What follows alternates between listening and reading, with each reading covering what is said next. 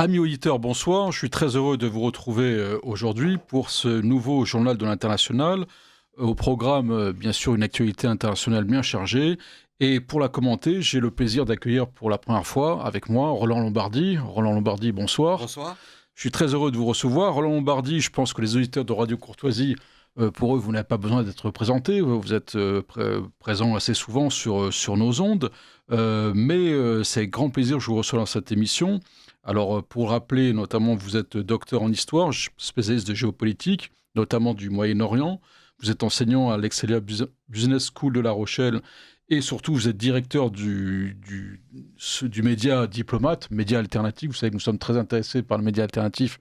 Vous allez nous en dire un petit peu sur le Diplomate, ce média qui est de plus en plus promoteur, qui gagne en audience. Et puis, vous êtes également un écrivain assez prolifique, puisque vous avez écrit récemment plusieurs ouvrages. Les 30 honteuses, la fin de l'influence française dans le monde arabo-musulman, Poutine d'Arabie, Sommes-nous arrivés à la fin de l'histoire et Abdel Fattah al-Sisi, le Bonaparte égyptien, tous quatre édités aux éditions VA. Alors, Roland Lombardi, nous allons évoquer aujourd'hui avec vous plusieurs faits, notamment d'actualité internationale. Nous y viendrons, mais tout d'abord, le Diplomate. Parlez-nous un petit peu du Diplomate, comment vous avez créé ce média, comment fonctionne-t-il et quelles sont ses perspectives ? Alors, le Diplomate Média a bientôt 1 an d'existence. Le 1er avril, ça fera 1 an que nous avons créé avec un groupe d'amis spécialistes, chercheurs, journalistes, grands reporters, ce média il y a 1 an. Et c'est un média de géopolitique, de relations internationales, inscrit dans l'école du réalisme, la réelle politique. Nous l'avions créé parce que il y a de belles et de très sérieuses revues de géopolitique en France, mais elles sont sont pas, il n'y en a pas beaucoup. Donc nous avons essayé de faire la même chose, mais en essayant de faire une sorte de vulgarisation de la géopolitique, au bon sens du terme, notamment pour nos étudiants qui étaient demandeurs, parce que voilà, les revues académiques, les étudiants qui se destinent pas à une carrière dans les relations internationales, ils sont plutôt ils préfèrent avoir des articles courts et surtout accessibles, parce que le Diplomate Média, je le rappelle, est entièrement gratuit. Donc nous Oui, essaierons de ça, il faire faut en le rappeler, sorte, le souligner. absolument, de faire en sorte qu'il reste gratuit. Je pense qu'on y arrivera. Et voilà, donc c'est une nouvelle fenêtre sur le monde, un peu originale et à contre-courant de la doxa ambiante qui est quand même catastrophique aujourd'hui. On le voit encore aujourd'hui. Oui, c'est vrai. En matière de géopolitique, en effet, il y a une école, je pense qu'il y a une école, en effet, il y a à la fois une école idéaliste, on ne va pas citer notamment les écoles de Sciences Po, du CERI, etc., et Mhm. puis une école également, vous savez, d'orientation mondialiste, c'est-à-dire l'IFRI, etc., pour ne pas parler de l'IRIS ou d'autres, etc., qui pensent théorie, alors que nous situons-nous plutôt, on le sait, avec peut-être des revues comme Conflit, d'autres, Absolument. etc., ou des nouveaux médias, parlons de Frontières, notamment d'Omerta, Mhm. également, Omerta encore plus orienté questions internationales, et le Diplomate maintenant, on est content de voir arriver sur le panel des médias alternatifs, notamment proposer une vision réaliste des relations internationales, qui aujourd'hui, que ça plaise ou non, d'ailleurs on n'est pas là d'ailleurs pour avoir un côté subjectif, en Non, non. effet, est aujourd'hui comme une école dont la prise en compte apparaît de plus en plus importante. Alors justement, pour parler de réalité politique et diplomatique, nous allons aborder le premier point justement de l'actualité internationale de ce soir, ce sont les négociations qui s'ouvrent directement entre la Russie et les États-Unis, l'Ukraine jouant un rôle d'intermittent, puisqu'on sait qu'il est prévu une nouvelle rencontre éventuellement de Trump et Zelensky. Mais tout d'abord, quelque chose qui échappe peut-être aux observateurs, c'est le point central où ont lieu les négociations, c'est l'Arabie saoudite. Souvenons-nous, il y a 18 mois, l'Arabie saoudite et l'Iran s'étaient réconciliés à Pékin.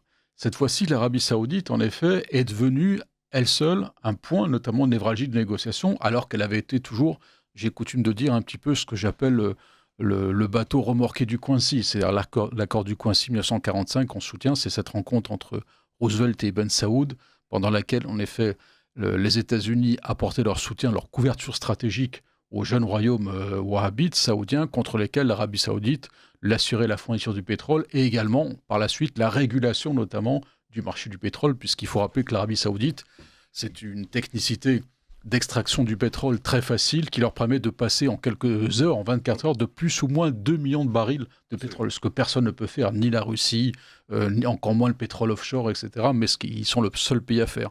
Or, on sait qu'aujourd'hui, l'Arabie saoudite est passée du côté de la Russie. Parce qu'en effet, Poutine a fait comprendre notamment à Mohamed Ben Salman qu'ils pouvaient en effet tous les deux facilement réguler l'OPEP et en effet diriger les cours. Et là, on sait que la Russie aujourd'hui, son redressement il y a 25 ans, provient essentiellement notamment de la montée du prix des hydrocarbures. Hein. Je rappelle que la Russie a effacé plus de 50 milliards de dollars de dette en quelques mois à l'époque et qu'aujourd'hui, je crois qu'elle a un endettement de 20% du PIB, ce qui n'est pas grand-chose. À part ça, Monsieur le maire nous dira qu'il a mis l'économie russe à genoux. Alors, un point sur l'Arabie saoudite, Roland Lombardi. En effet, l'Arabie saoudite, c'est question d'en parler, elle a un rôle central dans ces négociations. Et est-ce que c'est, à votre avis, la puissance montante autonome en termes de diplomatie ?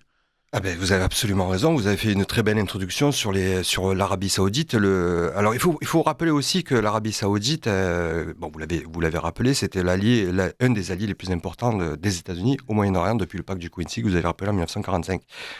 Et elle a été longtemps l'adversaire de la Russie via l'Union soviétique. D'ailleurs, je rappellerai que on oublie souvent, les observateurs oublient souvent, lorsque l'on parle de la chute de l'URSS, on évoque la guerre d'Afghanistan, l'essoufflement de l'économie soviétique, etc., etc. Mais on oublie que c'est une action de l'administration Reagan à l'époque qui envoie en 1986 ses conseillers en Arabie Saoudite pour faire augmenter la production et faire chuter les prix. Et c'est ce qui s'est passé. Et là, vous avez la vraie raison de la chute de l'URSS. Donc, la Russie et l'Arabie Saoudite ont toujours été, durant ces 6 décennies, des adversaires géopolitiques féroces. Ce qui s'est passé aussi, il faut peut-être un peu revenir en arrière, c'est la révolution qui s'est passée en Arabie Saoudite. C'est-à-dire en 2000, que peu d'observateurs ont perçu, c'est 2015, l'arrivée sur le trône de Salman, le roi. Et surtout la montée en puissance de son fils, qui est devenu prince héritier en contradiction avec toute la tradition. Voilà. Il faut rappeler, c'est qu'en général, tous les fils d'Ibn Saoud, qui est arrivé en 1928, en effet, sont succédés, mais comme Ibn Saoud, notamment, a été quelqu'un qui a fait des enfants pendant pratiquement un demi-siècle. 57 enfants. Voilà. Il y a demi-frères qui ont pratiquement 50 ans de différence. Donc, il y a en effet, pendant pratiquement un siècle, notamment, alors que là, c'était en général le frère qui succédait. Il y avait le clan Saoud, Faisal, puis Fahd, etc., puis Abdallah. Et ensuite, au décès d'Abdallah, c'est Salman. Et Salman, lui, impose une descendance en ligne directe. Voilà, il rompt la tradition de la transmission adelphique de frère en frère, comme vous l'avez rappelé, du royaume saoudien. Et là, ça va être une véritable révolution, notamment parce que le prochain clan qui devait arriver au pouvoir après les Salman, c'était les Naïefs, qui est un clan très puissant. On n'a pas le temps ici de revenir là-dessus, mais en tout cas, ça a marqué un tournant pour l'Arabie saoudite, parce qu'il faut bien le rappeler, l'Arabie saoudite d'après 2015 n'est plus la même que l'Arabie saoudite d'avant 2015. Pourquoi ? Alors bien sûr, le prince héritier qui a été présenté comme un prince réformateur, à juste titre, puisqu'il a ouvert la société saoudienne, il a fait des déclarations contre justement le radicalisme religieux, des déclarations mais aussi des actions, puisqu'il a épuré, le mot est même faible, tout le clergé d'Arabie Saoudite qui est le berceau du wahhabisme, du salafisme. Donc en interne, il y a eu près de 2000 arrestations, près de 2000 arrestations, quelques disparitions non élucidées, voilà, pour mettre au pas ce clergé qui avait financé par le biais, pas du royaume directement, c'était plus subtil, plus perverse par rapport grâce à des princes qui étaient en rivalité avec la maison des Saouds, et donc justement pour ménager la chèvre le chou, l'État saoudien laissait un peu faire ces princes puissants. Y compris Al-Walid, qui est quand même la 6e fortune du monde, c'est-à-dire qui est quand même quelqu'un qui a pignon sur rue, etc., qui lui aussi a eu des ennuis. Voilà, donc c'est allé très très très loin. Donc c'est un peu, par ironie, je le dis un peu, et c'est pour expliquer à mes étudiants, et parce qu'en France on aime bien les comparaisons historiques, même si comparaison n'est jamais raison, surtout en histoire, mais tout de même c'est un peu ce qu'a fait Louis XIV. Voilà, c'est la mise au pas des grands féodaux du royaume, financiers et religieux, et ça a été une véritable révolution. Après il y a eu l'affaire Khashoggi, avec le découpage des opposants du régime. On rappelle l'affaire Khashoggi, c'est notamment un opposant saoudien, membre des Frères musulmans. Il faut quand même le signaler, ça a été peu dit, ça ne justifie pas bien sûr. Ça, mais les Frères musulmans sont également, vous savez, en quelque sorte dans l'islam radical, en effet, l'organisation totalement opposée notamment au salafisme, au wahhabisme, etc. On sait par exemple qu'ils ont pignon sur rue, par contre au Qatar, c'est le seul pays, et que Khashoggi, en effet, était venu pour une affaire de visa, enfin, de documents documents pour matrimoniaux pour pouvoir se marier. Pour se marier, et qu'il a été attrapé par les services secrets saoudiens dans le consulat à Istanbul, et que malheureusement, il a été démembré, son corps a disparu, avec en effet une question assez curieuse, c'est la question de la Turquie, puisqu'on sait que la Turquie et l'AKP est liée aux frères musulmans. Ont-ils laissé faire? Est-ce que ça a été une provocation? Ça, c'est encore notre histoire. Mais je vous laisse enchaîner sur l'affaire Khashoggi. En tout cas, ne respectant aucune tradition diplomatique, ils avaient placé des micros dans le consulat et ils s'en ont bien sûr grandement servi pour essayer à l'époque de séparer MBS de Trump. Bon, voilà. Voilà, donc ça c'est l'épisode le plus cruel mais le plus symbolique de l'histoire, c'est-à-dire que MBS a fait du grand ménage dans toutes ces mouvances, notamment les frères musulmans qui sont interdits en Arabie Saoudite, mais aussi dans la mouvance salafiste. Il a coupé tous les ponts, tous les financements internationaux. Donc ça a créé une véritable révolution. Et c'est devenu, l'Arabie Saoudite en quelque sorte est devenue un véritable allié. Même si après cet épisode Khashoggi, en Europe, on a vilipendé le prince juste titre, que c'était un assassin, un boucher, etc. Mais c'est un élément important parce qu'à l'époque, donc Trump avait été choqué justement par les écoutes de la scène macabre qui s'était déroulée dans le consulat turc. Mais ses conseillers, en tant que réalistes, lui avaient dit il ne faut pas le lâcher, nous avons besoin de lui parce qu'il est en train de faire le ménage comme on le sait depuis de nombreuses années. Mis à part Trump, il a été lâché par tous les Occidentaux, notamment les Européens, mais sauf par la Russie, qui, notamment, on l'oublie souvent, en 2017, s'est grandement rapproché, notamment de cette nouvelle Arabie Saoudite, de l'Arabie salmanite, on va dire, puisque ça a été le premier accord entre l'OPEP plus Russie. Un accord historique par rapport à tout ce que je vous ai expliqué au début, la guerre froide et la guerre du pétrole entre l'Arabie Saoudite et la Russie. Donc ça, c'est un élément... C'est des éléments qui ont des résonances avec l'actualité, on va le voir. Et aujourd'hui, l'Arabie Saoudite, quand en pleine modernisation, difficile, mais tout de même, il y a quand même une volonté de modernisation, quoi qu'on peut dire sur le prince, en tout cas, il y a cette volonté qu'il n'y a jamais eu dans le pays. Et aujourd'hui, il est au cœur des négociations entre la Russie et les États-Unis, et c'est très symbolique parce que aussi un autre élément qu'on a oublié, c'est qu'il y a quelque temps, l'Arabie Saoudite est rentrée dans les BRICS. Il y a une année, je crois, il y a presque un an.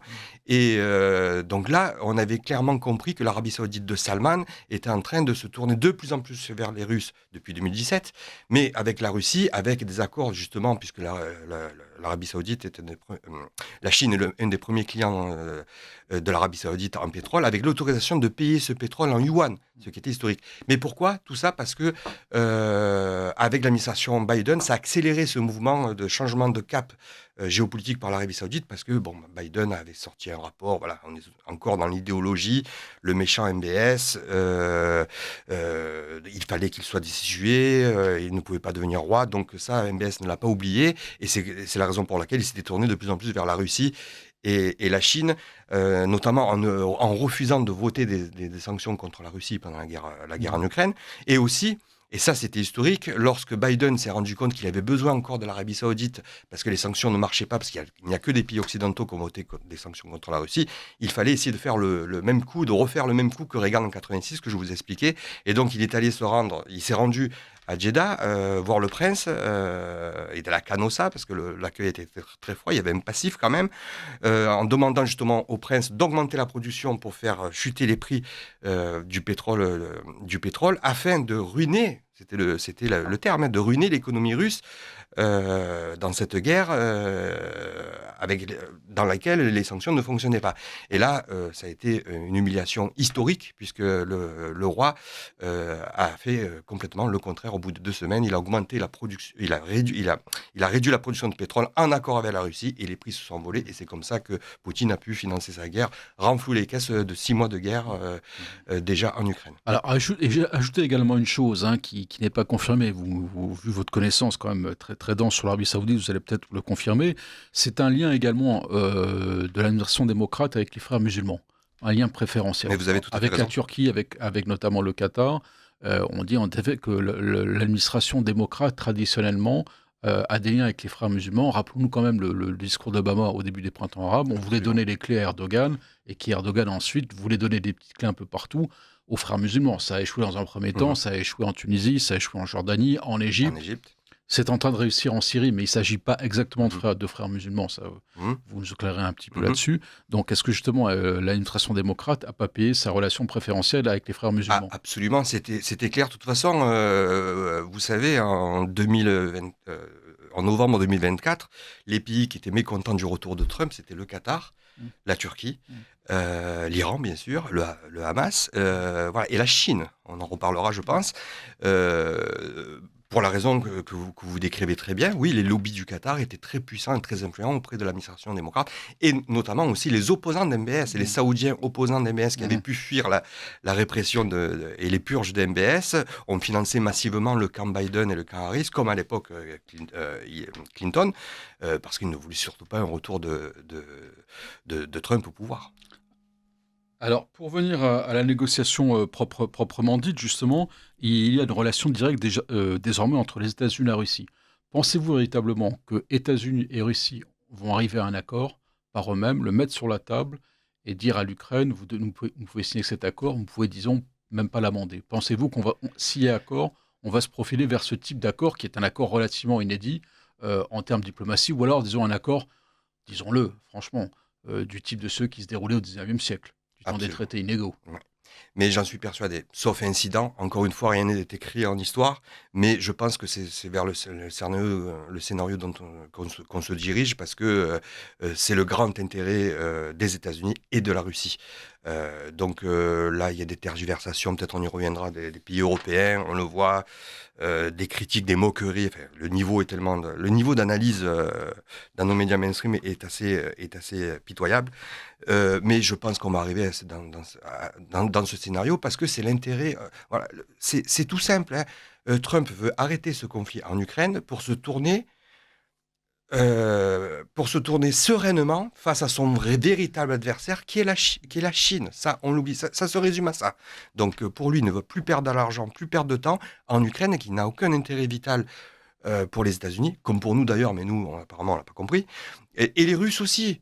Les Russes, le retour de Trump est une bouée de sauvetage, quelque part, parce qu'ils étaient en train de se vassaliser à contre-cœur De la Chine, vis-à-vis des Chinois. bien sûr. Et là aussi, on a beaucoup parlé, on a beaucoup glosé sur les rapports, les nouveaux partenariats, l'alliance entre la Chine et la Russie, mais c'est pas aussi simple que ça. Ce sont des alliés, ce sont des ennemis historiques.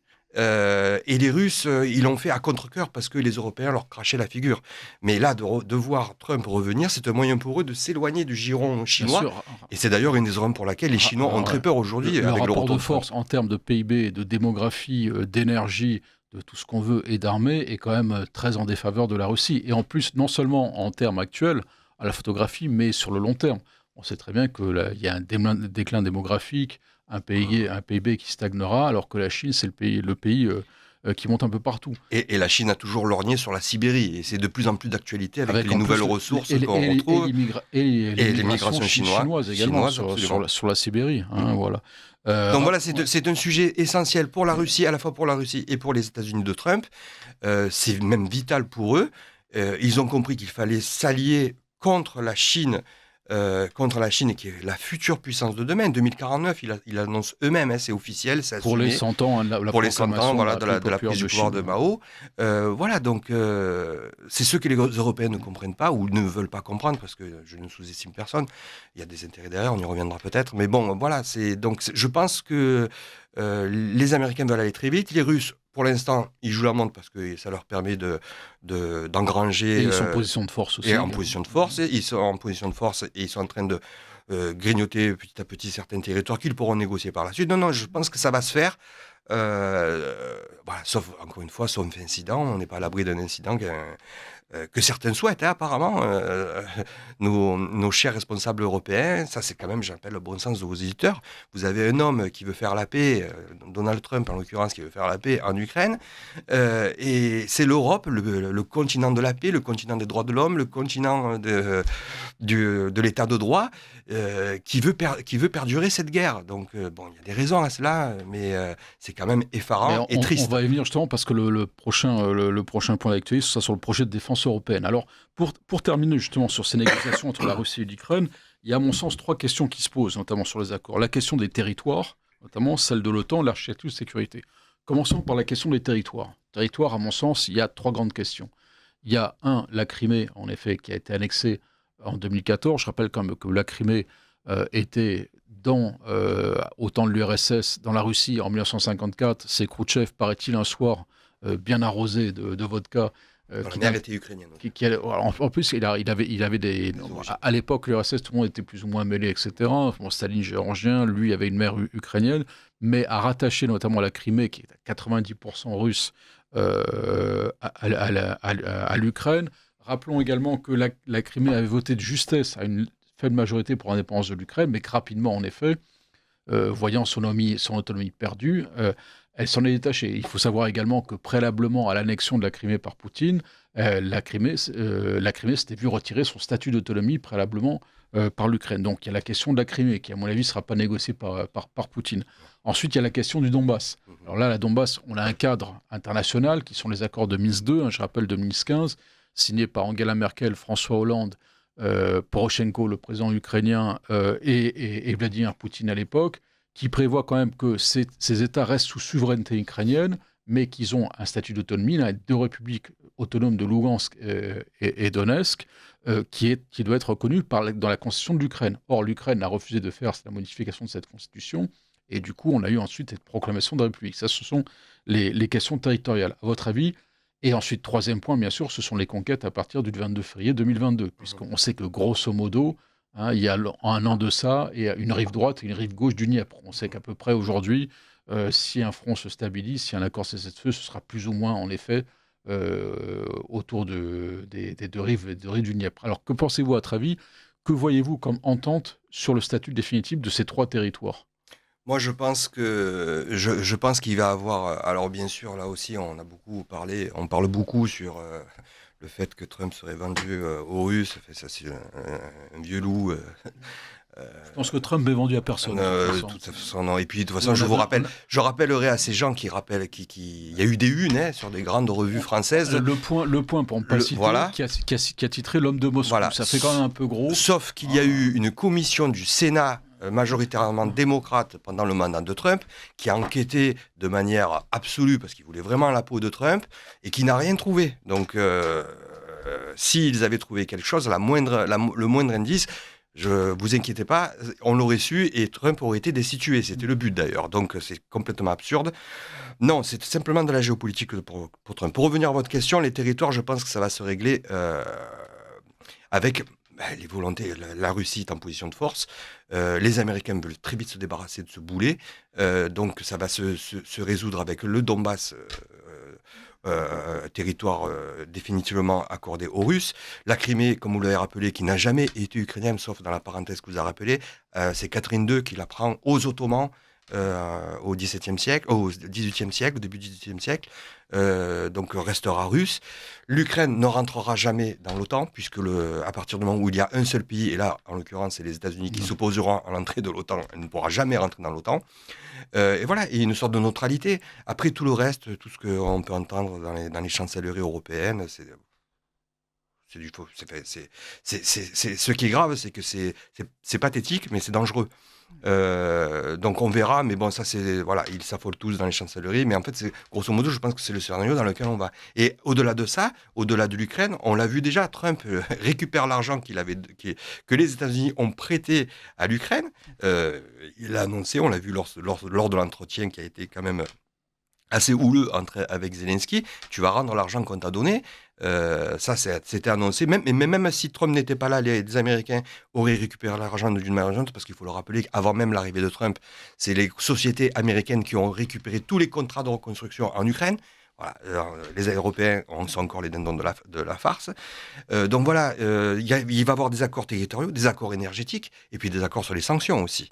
Ça, je pense que c'est en coulisses, c'est le plus important. L'Ukraine, tout le monde se focalise sur l'Ukraine, mais derrière, il y a tout ce qui va justement alors je dis pas une alliance, mais ce rapprochement entre les États-Unis et la Russie dans le monde de demain, justement face à la Chine.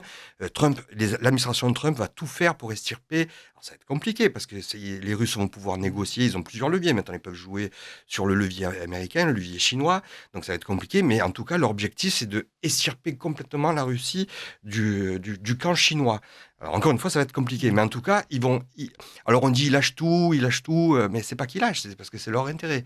Donc ils lâchent parce que c'est leur intérêt. Donc ils savent qu'à court terme, ça peut paraître déshonorant parce qu'ils lâchent sur les revendications russes, mais ils savent qu'à long terme, c'est hyper bénéfique dans leur stratégie géopolitique pour demeurer la grande puissance mondiale. Est-ce qu'il n'est pas trop tard pour décrocher la Russie de la Chine quand on voit, surtout depuis 2-3 ans, notamment le redéploiement de l'économie, par exemple, russe? C'est-à-dire qu'avec l'embargo sur le gaz et le pétrole, on sait bien que l'Inde et la Chine, qui sont parmi les 2 gros consommateurs d'hydrocarbures, ça ne va que de façon croissante.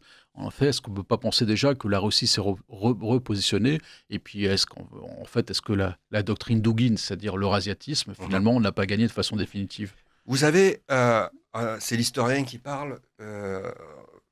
Rien n'est impossible parce que ce qui peut nous paraître, c'est un ami commun qui avait cité cette phrase, ce qui peut nous paraître en histoire et en géopolitique, en relations internationales, ce qui peut nous paraître impensable aujourd'hui, le lendemain est parfaitement réalisable. C'est ce que nous a appris l'histoire.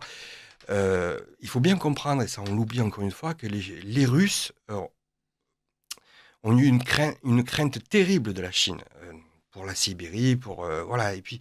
Ils ont participé au traité inégaux, au dépeçage de la Chine aussi. Absolument. Je ne sais pas si c'est éludé dans les Chinois, mais notamment tous les plans de partage, la révolte des Boxers, les Russes étaient présents. D'ailleurs, à l'époque, les Européens qui se tapaient dessus, etc., étaient tous d'accord sur le dépeçage de la Chine. Ça, les Chinois ne l'ont pas oublié. Il y a eu des conflits jusqu'au XXe siècle, 1969, sur le fleuve Amour.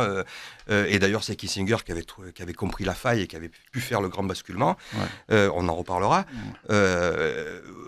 Voilà, donc on oublie aussi le réarmement de la Russie là, qui fait tant peur aux Européens. C'est peu connu. Mais même s'il y a eu, encore le mois dernier, des manœuvres militaires entre les Chinois et les Russes, avec d'autres pays, avec l'Iran aussi, il y a des manœuvres militaires sino-russes régulièrement. Mais secrètement, les Russes se réarment aussi parce que, vous savez, les Russes, même s'ils commencent toujours très mal leur guerre, ils ont quand même une longue vue dans la stratégie. Et ils se réarment aussi parce qu'ils pensent à un conflit dans la Sibérie. Certains diplomates me l'ont affirmé, certains spécialistes aussi ont confirmé ces dires. Donc, ce n'est pas que pour envahir, soi-disant, l'Europe, c'est aussi pour éventuellement contrecarrer une invasion de la Chine. Alors là, ça peut paraître de la science-fiction aujourd'hui, mais dans 15-20 ans, lorsque la Chine aura une réserve stratégique pétrolière équivalente aux États-Unis et qu'elle sera assez forte, qui dit et que peut-être la Russie, on ne sait pas dans quel état où elle sera, qui dit qu'elle n'aura pas des revendications agressives et militaires, qu'elle pourra passer au stade de l'influence financière, au stade à l'agression militaire. Personne, hein. D'ailleurs, nous, ça devrait aussi nous inquiéter, puisque dans notre zone ZEE, qui nous menace, ce sont les Chinois. Hein. Là aussi, si un jour, dans 5-10 ans, les Chinois décident d'arriver à Nouvelle-Calédonie, où ils financent nos services, les rebelles et les indépendantistes, le jour où ils auront... nickel et métaux rares. Exactement. Et bien là, lorsqu'un jour ils viendront de planter leur drapeau et ils diront maintenant c'est à nous, monsieur les Français. Rappelons que la Chine également a une stratégie en matière d'eau territoriale assez large, la stratégie de la langue de bœuf. Alors, ils ne sont pas signataires de Montego Bay, comme les États-Unis et d'autres, la convention qui réglemente le droit de la mer, mais ils pratiquent quand même une tricherie massive, c'est-à-dire l'artificialisation d'un certain nombre d'îlots, qui fait qu'aujourd'hui, ils poussent jusqu'au sud des Philippines, utilisant Taïwan, plus les îles Spratly également. Donc la Chine descend pratiquement au-delà du détroit de Malacca. Pratiquement, elle veut dominer, disons, pratiquement la mer de Chine, une partie de l'océan Indien, du Pacifique, etc. Donc sa stratégie va très loin, pratiquement jusqu'en Australie. Disons que ce que fait la Chine aujourd'hui, c'est pratiquement la stratégie mondiale du Japon des années 30 et 40. Tout à fait. Et voilà, donc là, aujourd'hui, ça peut paraître la science-fiction. Qu'est-ce qu'il nous dit, l'invasion de la Sibérie par les Chinois, l'invasion de la Nouvelle... Mais ça peut arriver. C'est ça, justement, la géopolitique. C'est pas du court-termisme, c'est voir loin. Et les Russes savent très bien faire, et c'est pour ça que je reviens sur cela, c'est que les Russes se réarment aussi parce qu'ils ont peut-être une crainte des Chinois. Et nous, on devrait aussi prendre l'exemple, au lieu de se focaliser sur la Russie, qui sont... Alors là, pour le coup, c'est pas demain la veille qu'ils seront au pied de la Tour Eiffel, mais par contre, les Chinois, eux, seront peut-être sur les rivages de la Nouvelle-Calédonie bientôt. Donc peut-être on devrait revoir un peu nos fiches géopolitiques en haut lieu. Nouvelle-Calédonie, d'ailleurs, au passage, où le prometteur Manuel Valls, qu'on voit dans les médias, aujourd'hui prépare un projet de loi constitutionnelle, à mon avis, très inquiétant, puisque, a priori, il irait plus loin que les accords de Matignon et on serait pratiquement à l'indépendance. C'est-à-dire qu'il y aurait en effet une autodétermination permanente, d'après ce que j'ai vu. Il faut quand même le signaler, c'est quelque chose qui est tué au passage sur la Nouvelle-Calédonie. On est entre les relations internationales et la politique nationale, mais il y a un projet de loi aujourd'hui particulièrement inquiétant qui est préparé justement, puisqu'on est quand même sorti du processus de Matignon, de Nouméa, au plan constitutionnel. Le titre, à mon avis, est périmé. Et aujourd'hui, on parle d'un projet, mais qui est un projet très inquiétant. C'est-à-dire qu'en fait, on ne tiendrait pas du tout compte des 3 référendums. C'est ça. Et bon, rapidement, encore une fois, il n'y a pas que la Nouvelle-Calédonie. L'année passée, je faisais une conférence avec des officiers de la Marine nationale qui, alors bien sûr, l'actualité était axée sur la Russie, mais j'ai rappelé quand même que j'ai rappelé ce que je viens de vous rappeler sur les dangers chinois dans notre ZEE, où il y a 60% de notre ZEE dans l'Indo-Pacifique. Et pour nos auditeurs, la ZEE, c'est la zone économique exclusive de 200 miles, dans laquelle vous avez... En fait, c'est pas tout à fait les eaux territoriales, c'est pas les 12 miles, mais vous avez en effet l'exclusivité de l'exploitation des milieux marins, des forages, de la pêche, etc. Et nous avons la deuxième du monde après celle des États-Unis. C'est un avantage et une richesse inestimable.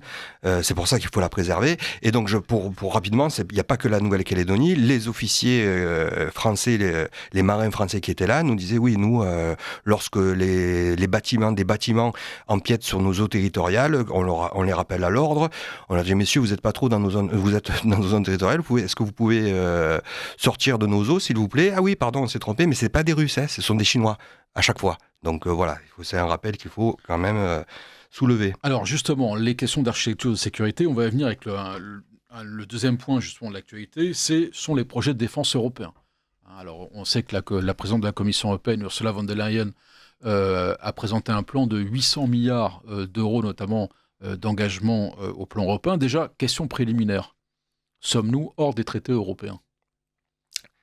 Je pense que oui. Déjà, on va très loin là. Bon, après, moi, j'y ne crois pas. Donc, peut-être on y reviendra. Mais bon, moi, pour ma part, je ne crois pas.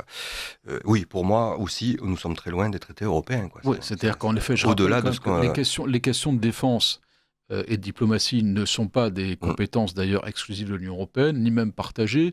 Elles sont possibles du fait de l'unanimité. Je rappelle quand même qu'il y a eu le rapport Verhofstadt qui a été voté à la fin de la dernière mandature du Parlement européen, qui réclame, lui, notamment, qu'on passe à la majorité qualifiée pour les questions d'affaires étrangères et défense. Rapport Verhofstadt, qu'on pourrait d'ailleurs appeler le rapport Macron-Verhofstadt, parce qu'il porte véritablement la marque d'Emmanuel Macron, et qu'il entend justement revenir sur un certain nombre, sur l'essentiel, en fait, l'unanimité, qui, en fait, annihilerait totalement les diplomaties. Est-ce que, justement, la question de la défense européenne, ça passe pas par le passage à la règle de la majorité qualifiée? Oui, et je voudrais dire même, je rajouterais, peut-être ça passerait aussi, ça serait bien que ça passe aussi par les peuples. Parce que là, on est de plus en plus... Le traité de Lisbonne n'est pas passé par les peuples. Voilà, mais voilà, alors là, mais ils ont pris l'habitude apparemment. Donc c'est très grave, c'est très dangereux, c'est absurde. Et voilà, je pense que... Vous savez, bon, je ne veux pas rentrer dans le détail, je ne suis pas un spécialiste de l'Union européenne et des institutions européennes, mais moi j'ai la vision de l'historien, c'est ce qui aide beaucoup lorsqu'on est historien et géopolitologue, c'est qu'il y a l'histoire ne se répète pas, mais il y a toujours des indices qui nous montrent que quand même, quelquefois, l'histoire se répète. Et vous savez, moi, ce que je vois là, ça me fait penser, et c'est flagrant, hein, ça me fait penser à la fin de l'URSS. Voilà, à la fin de l'URSS, quand l'URSS était aux abois, à bout de souffle, et ça n'a pas commencé avec la chute du mur de Berlin. C'est ça qui est l'ironie de l'histoire, que ça n'a pas commencé, on l'oublie souvent, mais ça a commencé en Roumanie. Voilà, 5 mois avant la chute du mur de Berlin, je crois que c'était en mars 89, où il y a des intellectuels soviétiques communistes qui ont commencé à écrire une tribune qui était passée dans Le Monde, je crois, pour commencer à critiquer Ceausescu à l'époque. Vous voyez ? Ironie de l'histoire. C'était des Gorbatcheviens. D'ailleurs, tous ceux qui ont fait tomber Ceausescu ne sont pas des vrais opposants communistes, c'était des ralliés de la dernière heure. Tout à fait. Mais en tout cas, voilà, c'est un signe de l'histoire, parce qu'avec ce qui se passe aujourd'hui en Roumanie, ben voilà, l'histoire peut-être se répète. Si on a quelques temps, on parlera peut-être de la Roumanie. Roland Lombardi, on va laisser justement passer un bobino et nous reprenons ensuite le fil de notre émission. Vous appréciez cette émission ? Alors aidez Radio Courtoisie à en produire d'autres. Rendez-vous sur soutenir.radiocourtoisie.fr. Merci d'avance. Chers amis, nous reprenons notre journal international avec notre invité Roland Lombardi. Cher Roland Lombardi, donc nous avons évoqué le projet de défense européenne, rapport Verhofstadt, et parmi cette question de défense, en effet, vous avez une faible crédibilité en effet sur ces projets, parce qu'il faudra en effet une modification des traités, et on voit mal quand même les peuples ne pas être saisis, surtout au moment où même Emmanuel Macron, même dans son discours de 2017 à la Sorbonne, disait qu'il avait d'ailleurs parlé, ça a été peu relevé justement, que la méthode monnaie était plus adaptée. C'est-à-dire la méthode monnaie, rappelons-nous, c'était le fait que des gens choisissent, un arrêt ou pas choisissent, et que ce soit eux qui dirigent, c'est-à-dire le pouvoir de la Commission. Même Emmanuel Macron acquiesçait en quelque sorte à cette Europe qui échappait au peuple quant à sa construction. Mais il y a une question qui se pose dans la construction de ce projet de défense européenne, il y a la question des industries de défense. Alors on sait notamment que la Commission européenne a créé une nouvelle direction, qui s'appelle une nouvelle direction générale, une DG. On sait que les commissaires européens en général n'ont pas plus de pouvoir qu'au-delà de leur port, de leur bureau. On sait très bien que c'est les directeurs généraux et les directeurs généraux, en effet, qui tiennent la plume. Et on a créé notamment une DG défi, c'est-à-dire industrie de l'armement et défense et espace.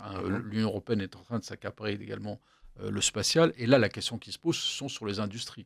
Et on a vu notamment le nouveau président d'ailleurs du groupe d'assaut, qui était président du groupe d'assaut aviation, et Éric Trappier, qui a tapé du poing sur la table, qui a dit que pour lui, il était hors de question d'abandonner les brevets français, notamment, pour ne pas parler le Rafale, mais on pourrait parler du Leclerc, on pourrait parler du canon César, etc., et d'autres. Est-ce que justement cette construction industrielle fédéralisée, c'est pas une menace pure et simple sur ce génie industriel français en matière de défense ? Ben oui, clairement. Et en plus, j'irai même plus loin aussi. Peu de personnes se posent la question, mais qui est derrière cette volonté ? Parce que, bon, encore une fois, je méprise personne, je ne méprise jamais personne, il ne faut jamais mépriser quiconque en géopolitique.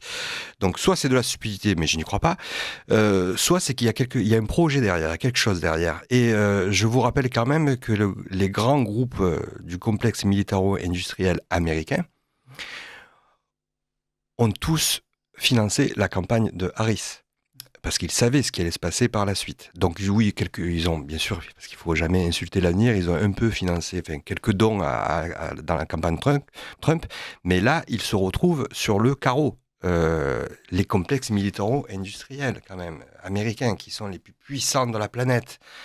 Donc, est-ce que ce n'est pas peut-être, je réfléchis à haute voix avec vous, est-ce que ce n'est pas ces complexes militaro-industriels américains qui sont venus voir directement les dirigeants européens pour leur dire bon, nous la paix on n'en veut pas, parce que allez voir les chiffres, on a la chance d'avoir cette révolution numérique qui nous permet d'avoir accès à l'information, ce qui est inédit dans l'histoire, tout est consultable, allez voir les chiffres, les bénéfices pendant 3 ans à cause de la guerre en Ukraine, mais la guerre aussi au Moyen-Orient, de ces groupes américains de l'armement.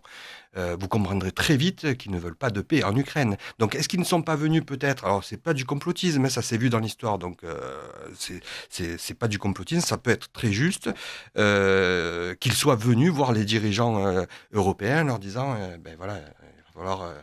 parce que tout ce que vous avez décrit, tout ça, nos dirigeants de l'armement français ont raison de résister, parce que on va être encore une fois la dernière roue du carrosse, et je suis même pas sûr que dans les 800 milliards d'euros là, alloués, que tout l'armement sera européen.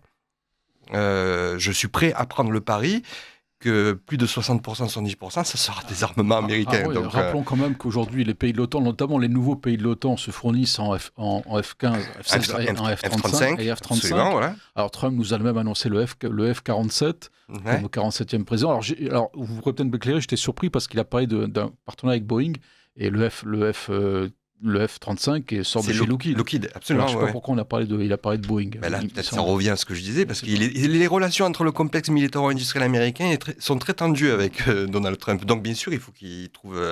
je vous rappelle quand même, et ça c'est en train de sortir, que le complexe militaro-industriel américain avait la fâcheuse habitude d'éliminer certains présidents qui n'allaient pas dans leur sens. Hein. C'est d'actualité, puisqu'il y a des archives qui s'ouvrent. Là. Ouais, ça, on va attendre notamment les 17 000 pages d'archives. Voilà. Donc, c'est un lobby hyper puissant, ultra puissant.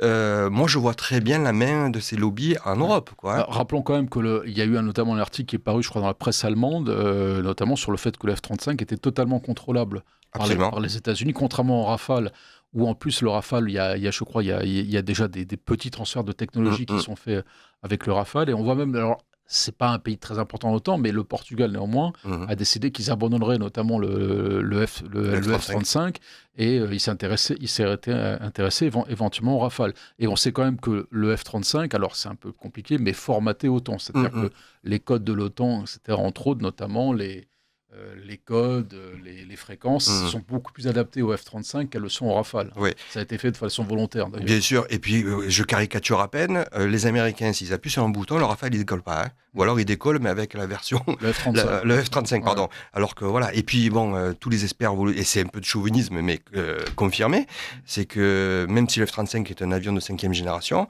le Rafale est un avion de 4e génération, à chaque fois qu'il y a des confrontations amicales, le Rafale met la pile au F-35. Donc, il est beaucoup plus souple, moins cher, beaucoup plus souple, voilà. Etc. Donc voilà. Mais bon, encore une fois, nos amis européens préfèrent acheter du F-35. Donc vous voyez, c'est un peu bizarre tout ça. D'accord. Alors, nous allons passer également à une page d'actualité qui est récurrente, c'est le conflit entre Israël et le Hamas. Alors là, il y a eu notamment, il y a une affaire dont on a relativement peu parlé, mais qui en dit long un peu sur Israël, c'est que Netanyahou a limogé le chef du Shin Bet. Là, en effet, c'est peut-être le seul des comptes de ce 7 octobre. Mais fait assez intéressant, c'est qu'en Israël, ils connaissent également le gouvernement des juges, puisqu'un juge de la Cour suprême, notamment, est revenu sur la révocation du chef Chichtan. Ça semble quand même énorme. Voit-on en effet dans un pays le chef des services de renseignement révoqué et un juge remettre en scène un service de renseignement? Qu'est-ce que ça nous dit notamment? Y a-t-il également en Israël un État profond? Vous avez fait une thèse sur Israël, oui. Sur le sujet exact, vous pouvez nous le donner? Le sujet exact, c'était justement les relations franco-israéliennes pendant la guerre du Liban. Donc, vous connaissez bien Israël. Alors, est-ce qu'il n'y a pas un État profond, administratif, judiciaire également? Il y a toujours eu des États profonds, surtout dans les démocraties.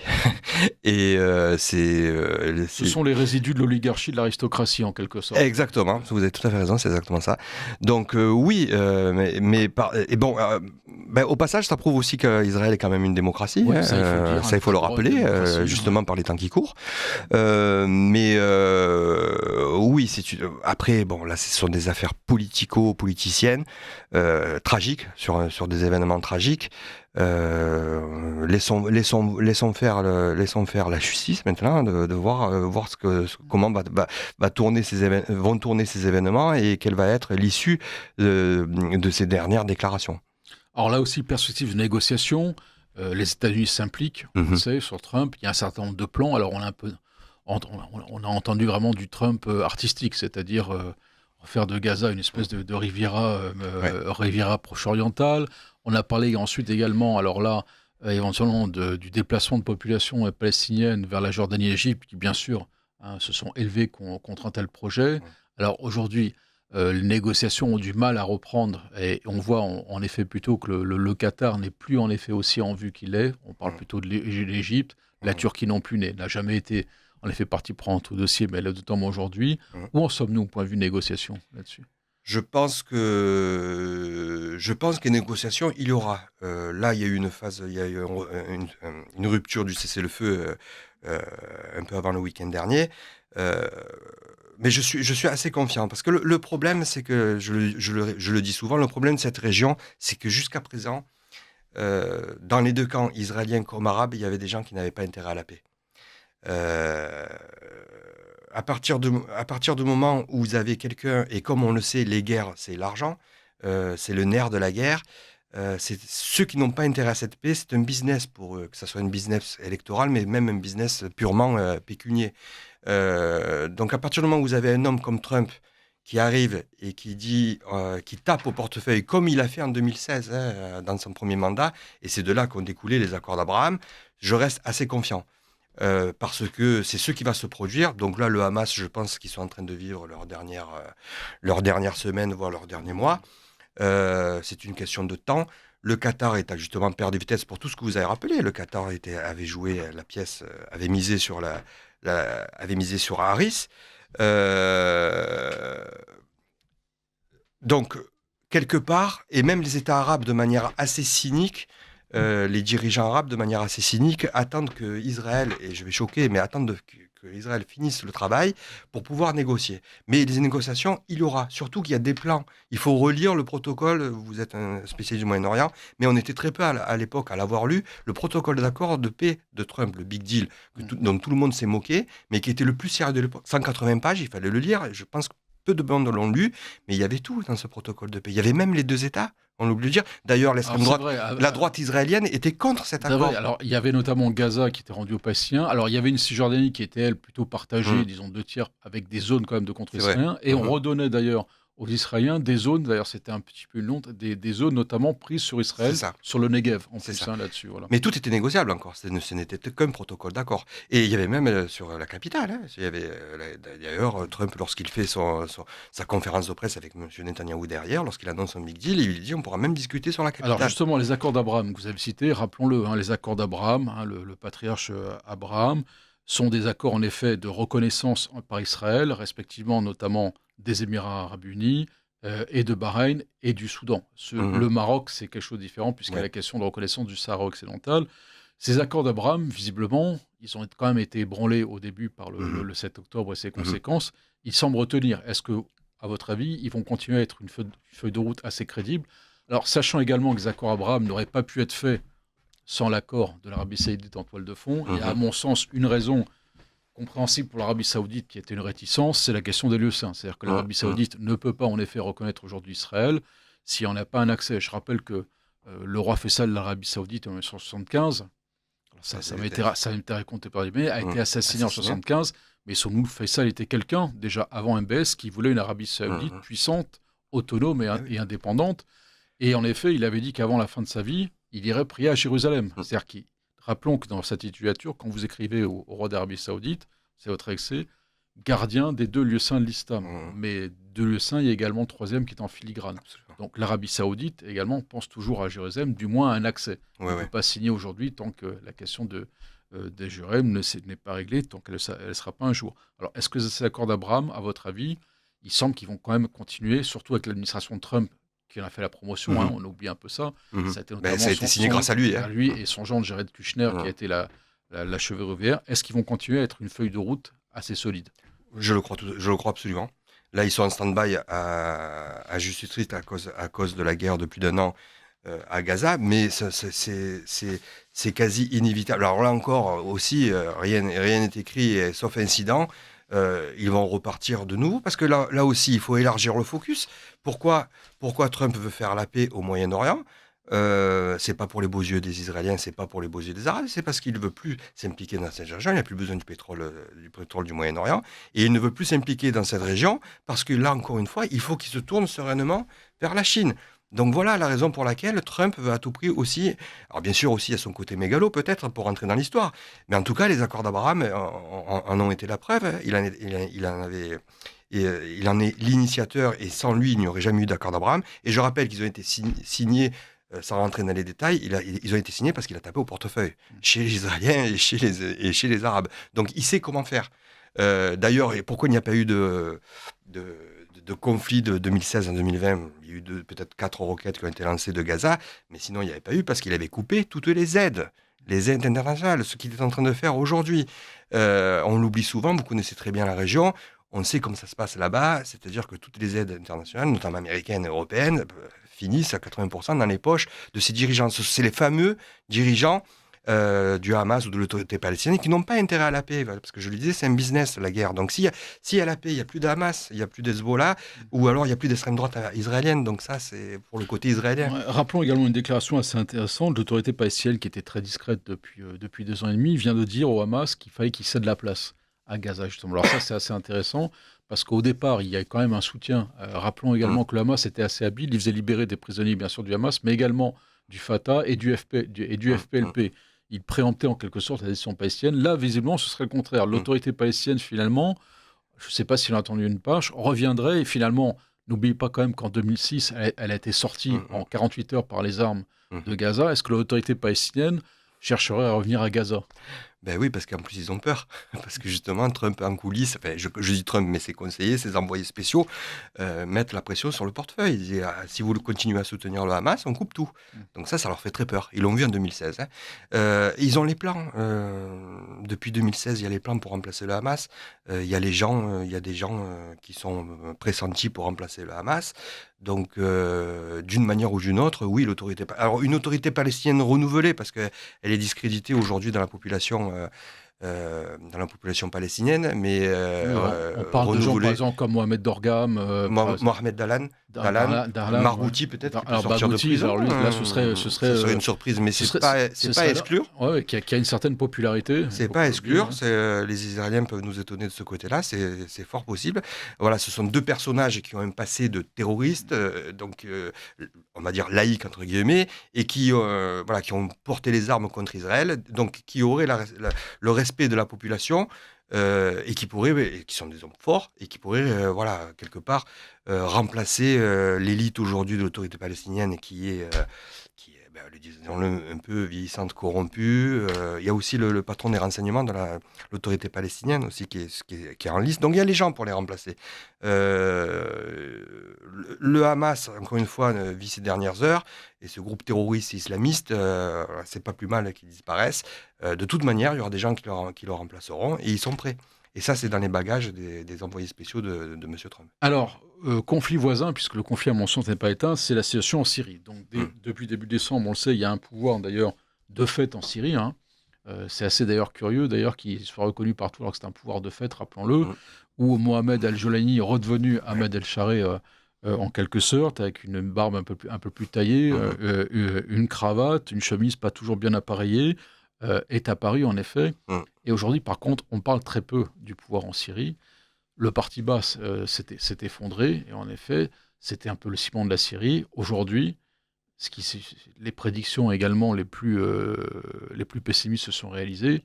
La charia est présente partout en Syrie, il faut le dire. À l'université, filles et garçons sont séparés. Le voile est généralisé. En fait, Idlib, qui était le laboratoire véritablement de Ayad al-Tahrir al-Shah, s'est en fait répandu à l'ensemble de la Syrie. Que sait-on en effet de la situation sur le terrain en Syrie ? On l'a vu avec les massacres, avec 1300 victimes il y a 2-3 semaines. Je rappelle aussi, c'est quelque chose qui est révoltant, c'est-à-dire qu'après ces massacres, l'Europe a alloué près de 5 milliards, je crois, à la Syrie, dont la France... 3 milliards. Il y a un projet de 3 milliards. Voilà, avec 500 millions pour la France. Il y a déjà 267 millions qui ont été bloqués, 3 milliards, et il y a également, il ne faut pas oublier, la levée des sanctions depuis 2013, notamment à l'égard de la Syrie. On est complètement... Nos dirigeants vivent dans un autre monde et sur la tête, donc apparemment. Donc, pour revenir à la Syrie, oui, à court terme, je pense que on l'a vu avec ces massacres. Les meilleurs spécialistes le disent, notamment mon ami Fabrice Balanche, c'était le diagnostic qu'on faisait ensemble. Fabrice Balanche, excellent livre, il faut le remarquer. La référence, notamment pour la Syrie. Les leçons du conflit syrien. Absolument. Et donc, voilà, c'est malheureusement ces prédictions qui se réalisent. Et c'est un risque d'éclatement. Après, ça, c'est à court terme. À long terme, avec ce qui se passe peut-être en Turquie, on en reparlera. Justement, avec le contexte international, parce qu'il faut le dire, il faut rappeler un peu ces événements. Al-Shara Joulani a lancé son offensive en décembre 2024. Il ne l'aurait jamais fait sans le soutien, les armes, et surtout le feu vert de la Turquie, qui elle-même n'aurait jamais lancé ce soutien, n'aurait jamais laissé faire cette offensive sans l'aval de l'administration Biden. Pourquoi ? Parce que le calcul était simple en l'administration Biden, et, pour eux, et ça va très loin, vous voyez les coups tordus de la CIA de l'époque, c'est-à-dire créer le chaos en Syrie pour que la Russie, ils avaient misé sur le fait que la Russie s'acharnerait à défendre Assad. Ça n'a pas marché. parce que les Russes, ne pouvant pas affronter deux fronts et devant se consacrer prioritairement à l'Ukraine, ont fait ce qu'on appelle aux échecs un gambit. Ils ont lâché Assad parce qu'ils ne pouvaient pas techniquement et matériellement le soutenir. Donc ça a été une stratégie américaine, hein, disons-le, qui a foiré à mi-parcours, on va dire. Et aujourd'hui, donc, on se retrouve avec un dirigeant de fait, comme vous l'avez rappelé, islamiste, avec le chaos aux portes de la Syrie. Et le chaos qui a commencé avec le massacre dont j'ai parlé. Alaouites, hein, voilà. Et de chrétiens. Et des chrétiens aussi. Donc, c'est plutôt sombre l'avenir de la Syrie. Mais attention, il y a des gens qui n'ont pas intérêt à ce que l'influence de la Turquie perdure dans la région. Parce que Jalouni est l'homme de la Turquie. La Turquie, je le rappelle, qui dernièrement, Donald Tusk, qui a demandé que la Turquie, que la demande turque d'adhésion à l'Union européenne soit réactualisée. Ça, c'est peut-être les Polonais, vous qui êtes historien, hein, qui avez la mémoire longue, Roland Bardi, c'est les Polonais qui étaient intervenus en Crimée pour sauver l'Empire ottoman. C'est déjà, vous voyez, l'histoire explique beaucoup de choses. N'a pas été toujours ce sanctuaire du catholicisme au plan historique. Absolument, l'histoire explique beaucoup de choses. Et donc, bon, mis à part cette parenthèse, Israël aussi, parce que là, on a dit beaucoup de bêtises, Israël qui a fait chuter, ça j'y crois pas, absolument pas. Les faits le prouvent. Israël a toujours frappé le Hezbollah et l'Iran en Syrie, et très rarement ou de manière très sporadique, l'armée syrienne. La dernière frappe israélienne sur le régime syrien, c'était la villa de Maher al-Assad. Maher qui était le frère le plus redoutable. Le bras armé du régime, qui était le plus redoutable. Donc la villa a été frappée, je crois, c'était octobre ou novembre, avant les événements, par Israël, et la villa était vide. Connaissant les Israéliens, s'ils avaient vraiment voulu l'éliminer, M. Maher al-Assad serait déjà dans l'autre monde.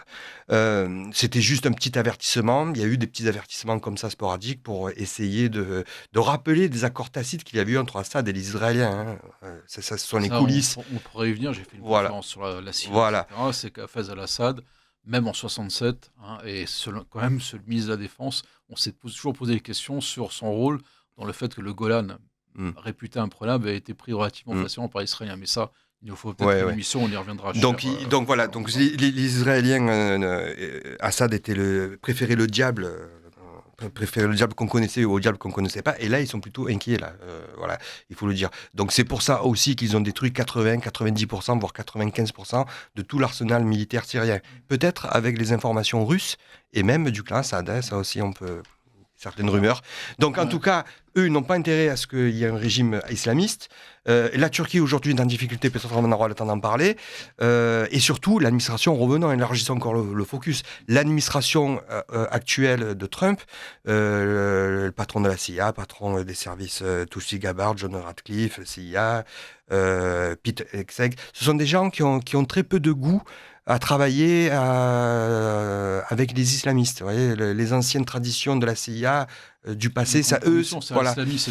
C'est non seulement c'était l'administration démocrate, mais également l'administration Bush. RFI sera pour quand même vous parler notamment des rapports du Congrès qui ont été enterrés à la suite du 11 septembre 2001. Il y a eu des rapports qui ont été enterrés sur les rôles notamment accablants de l'Arabie Saoudite à l'époque. Absolument. Il faudrait le souligner. Voilà.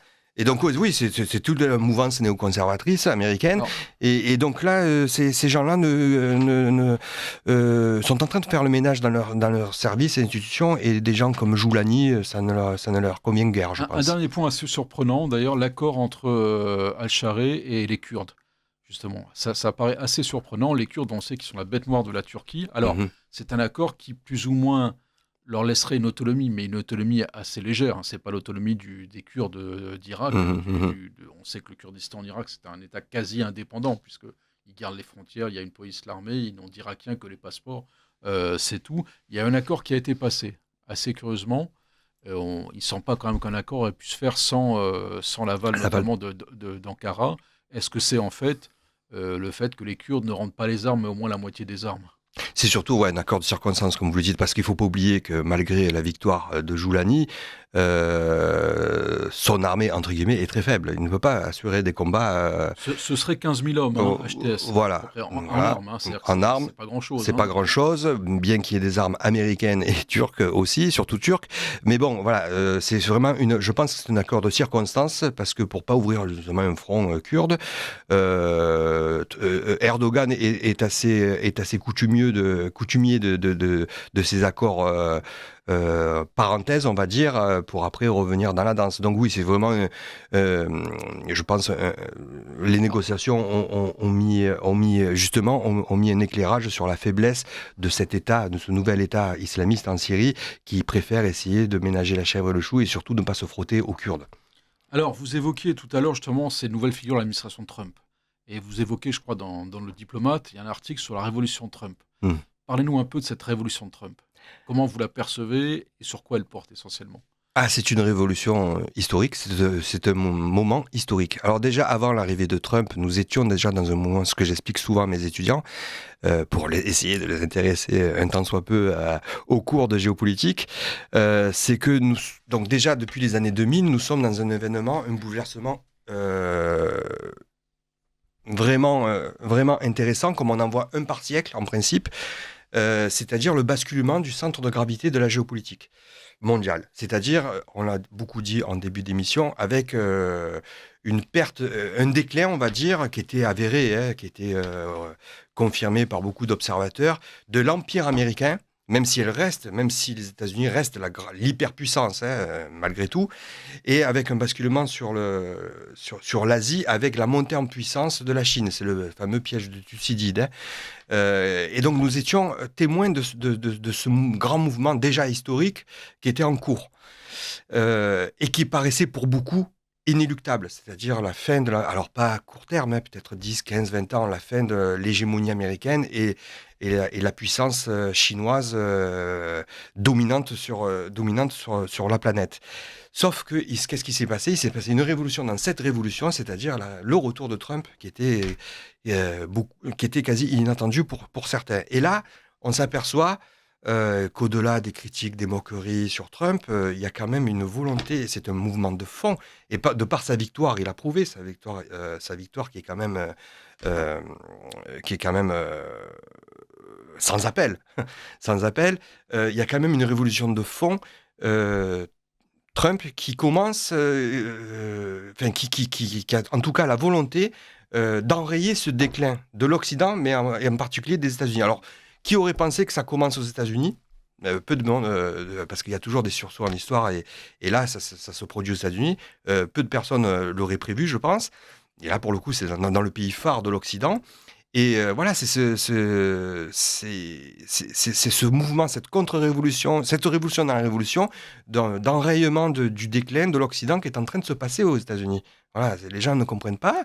On focalise encore sur des épiphénomènes ou des analyses vraiment très superficielles, mais c'est ce qui est en train de se passer. Et pourquoi ça s'est passé ? Parce que là aussi, c'est la troisième révolution, c'est la révolution numérique. Ça a été permis parce que les Américains, et là, c'est quand même...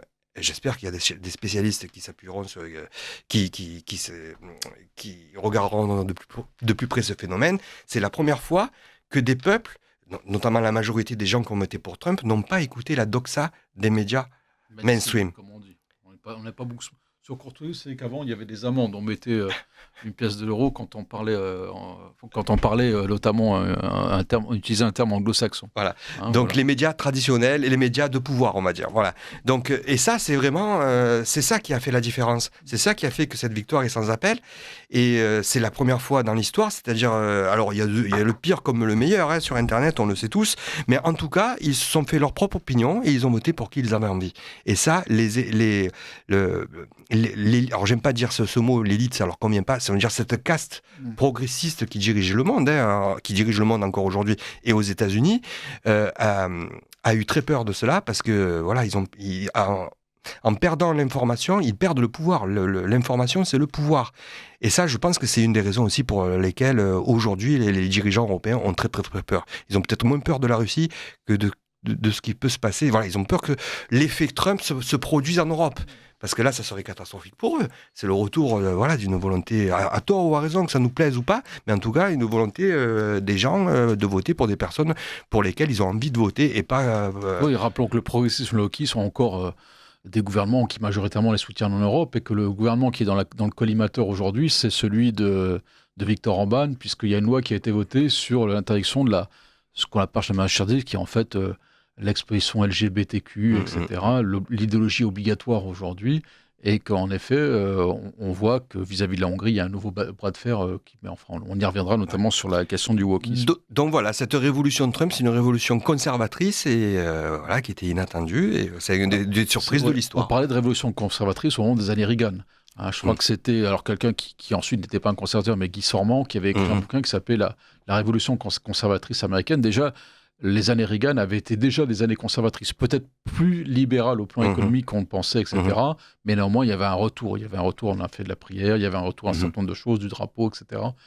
Sous Reagan qui avait été perdu. Alors, il y a une figure qui se détache, à mon sens, fascinante, qui est peut-être la figure de proue, qui pour le moment au second plan, c'est J.D. Vance.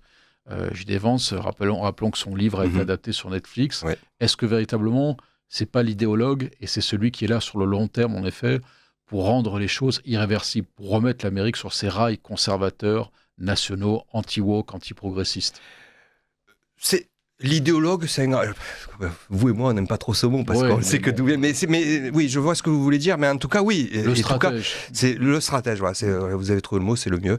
Oui, le stratège, et parce au sens grec du terme. Voilà. C'est beaucoup mieux, il est véritablement brillant en plus, qu'il nous plaise ou non. Et j'invite les auditeurs qui n'ont pas lu le livre, mais c'est disponible sur Netflix. Un très bon film, très objectif et qui montre son parcours. C'est quelqu'un qui a un parcours particulier, qui est loin d'être déconnecté des réalités, puisqu'il les a vécues lui-même. Rappelons, issu d'une famille pauvre, très pauvre, dans le Middle West américain, loin de tout, qui est dans la région périphérique, qui s'engage comme Marines, brillant étudiant, qui crée un cabinet d'avocats et ensuite devient sénateur de l'Ohio. Voilà, donc c'est les là encore une fois, toujours je le répète, mais c'est voulu, rien n'est écrit, mais sauf incident, ça sera le successeur de Trump. Et d'ailleurs, c'est une petite parenthèse, je peux me permettre de faire une petite parenthèse, c'est le calcul qu'ont fait Poutine, maudit aussi en Inde, on n'a pas eu le temps d'en parler aussi de l'Inde, maudit MBS, l'Arabie Saoudite, qui se sont dit, bon, Trump, il a gagné cette fois-ci de cette manière-là, il va être, s'il réussit son pari comme en 2016-2020, il va être encore plus populaire, alors il pourra peut-être pas se présenter, sauf scénario à Roosevelt, mais j'y crois pas trop. Donc le prochain, ça sera soit son fils, soit sa fille, soit Musk, ou J.D. Vance, je pense plutôt le scénario le plus sérieux, c'est J.D. Vance. Et donc, ça sera la relance, justement, de l'empire américain triomphant, mais là, avec de bonnes valeurs, de vraies valeurs, on va dire, sera lancée, et on en a pour 4, 8, 12 ans. Donc, ils se sont dit peut-être qu'il faut prendre en considération le retour de Trump beaucoup plus sérieusement. Alors, un terme d'actualité, pour terminer, ensuite, on passera, dans la mesure du temps, aux questions des auditeurs. La Turquie. Alors, Ekrem İmamoğlu, le maire d'Istanbul, qui appartient au CHP. Le CHP, c'est le parti kémaliste, laïque. En Turquie, les césures politiques ne se font pas sur les questions économiques et sociales, mais depuis un siècle, ce sont sur les questions laïcité et islam. L'AKP, le parti islamiste, lui, issu des frères musulmans, est au pouvoir depuis 2002 en Turquie. On sait qu'Imamoglu avait remporté de façon spectaculaire les élections municipales à Istanbul en 2020, après une annulation d'ailleurs qui a été décidée. Il a gagné plus de 700 000 voix, et Erdogan lui-même avait été élu en 1994 maire d'Istanbul, ça avait été un des Suisses. Il avait dit qui tient Istanbul tiendra la Turquie. En effet, alors Erdogan a eu peur. Là, on vient de trouver un certain nombre de chefs d'accusation plus ou moins mirobolants vis-à-vis d'Imamoglu sur la corruption, alors on sait quand même que c'est un homme assez intègre. Son diplôme, sur les questions de diplôme, des liens avec le PKK. PKK, alors qu'il n'a pas de lien avec le parti kurde, etc. Alors, qu'est-ce que ça suppose en effet de la dérive notamment du régime d'Erdogan, et que peut-on attendre en effet de la Turquie? Est-ce que la Turquie est un point de bascule, ou au contraire, elle va aller vers un raidissement et qu'Erdogan va garder ses positions, quitte à aller vers une quasi-dictature? Vous savez, quasi-dictature, on y est presque. Bon, après, Erdogan, c'est pas ma tasse de thé, mais je suis un analyste objectif. C'est un grand homme d'État, très malin, très rusé. Donc, certes, il est en difficulté aujourd'hui, Mais en tout cas, c'est une crise qui est quand même révélatrice de l'ambiance internationale, régionale. Donc, je pense que comme en 2016, je rappelle la première tentative de coup d'État en 2016, alors là aussi il y avait eu beaucoup de... Coup d'État assez bizarre, parce qu'un coup d'État fait en plus par des appelés, ça, en général, on n'a jamais vu un coup d'État fait par des appelés. Donc c'est un coup d'État assez très bizarre, comme vous le dites. Donc, mais en tout cas, je pense qu'il va tenir la situation du même ferme, mais en tout cas, c'est très révélateur, parce que il y a tous les jours, là, aujourd'hui, des manifestations dans la rue. Donc, le pouvoir est en train quand même de vaciller. Reste à savoir ses alliances. Alors, il faut rappeler que Erdogan, quand même, est un frère musulman. Hein, et frère musulman un jour, et frère musulman toujours, hein, malgré ses aggiornamentos idéologiques. En tout cas, reste à savoir quel vote. Alors, aujourd'hui, l'opposition est très disparate. Il y a oui, rappelons, il y a le CHP qui est la grosse ensemble. Il y a le HDP qui a été dissous, kurde. Et également, il y a le REFA, le parti islamiste, qui a été ressuscité, parce que Erdogan, lui, on s'est quand même aperçu qu'il n'était pas si musulman que ça et pratique. Je rappelle que depuis qu'Erdogan est au pouvoir, ce sont des anecdotes qui amusent beaucoup, la consommation d'alcool a doublé dans le pays, donc ce qui veut dire quand même qu'on n'interdit pas tout, et que la pratique religieuse, le port du voile, a baissé de 15 à 20%. C'est vrai. Et en effet, pourquoi ? Parce que Erdogan, en quelque sorte, a répugné un certain nombre de gens à la pratique islamique. Imamoglu, d'ailleurs, le maire d'Istanbul, incarcéré, s'est montré en train de prier, c'est plutôt la branche plutôt croyante, et il s'est allié avec la droite ultranationaliste du MHP.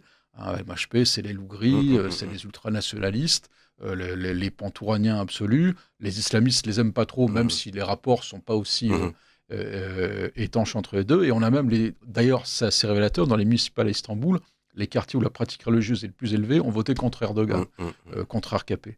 Donc pour dire un peu que... Donc c'est pour ça qu'il y a vraiment une chose intéressante qui est en train de se produire. Donc, qu'est-ce qui va se passer ? Surtout, et là, encore une fois, j'ai élargi le focus, Erdogan se retrouve bien seul. Parce que là aussi, on a dit beaucoup de bêtises entre les relations entre Erdogan et Trump. Mais Trump n'aime pas du tout M. Erdogan.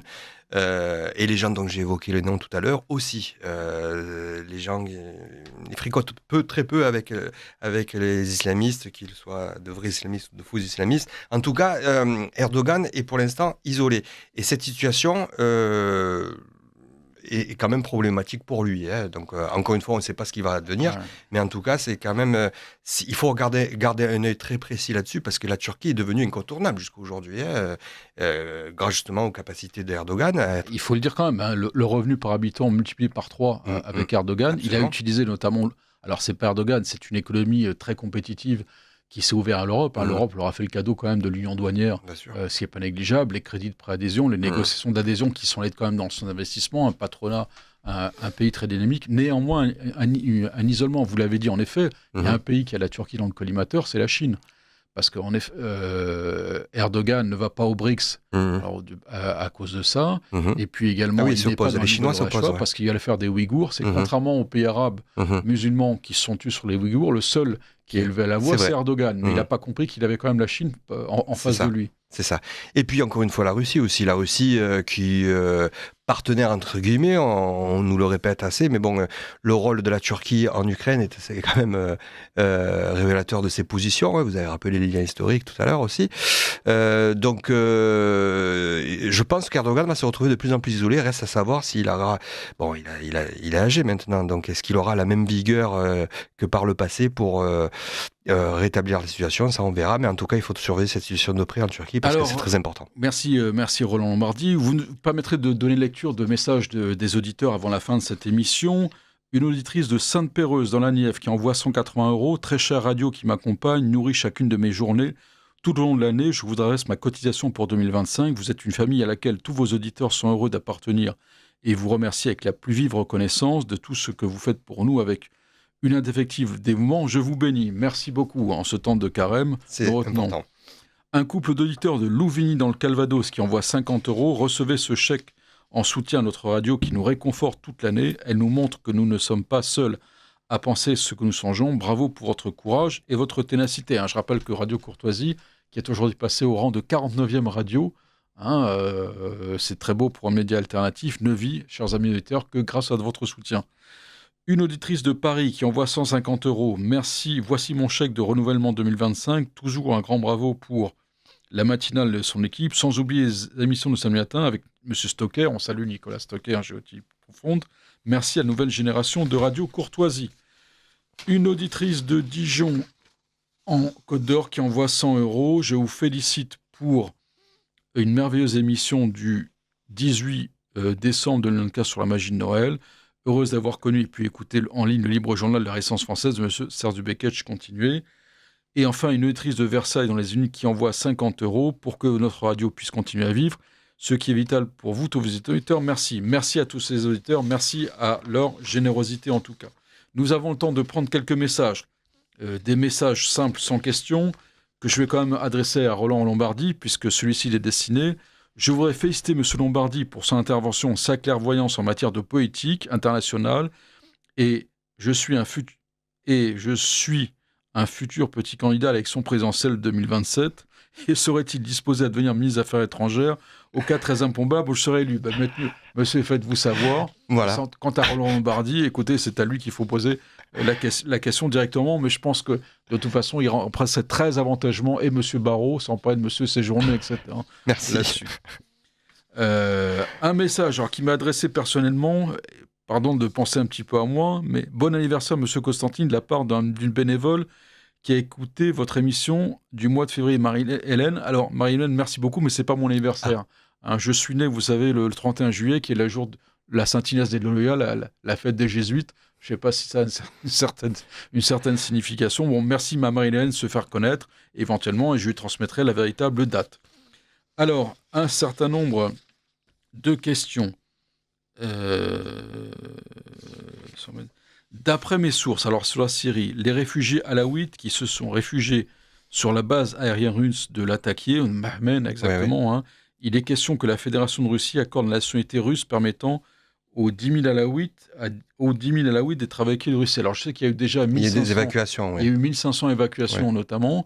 Est-ce que là, il y aurait un point aérien? Ça irait vite, ça paraît quand même limité. Oui,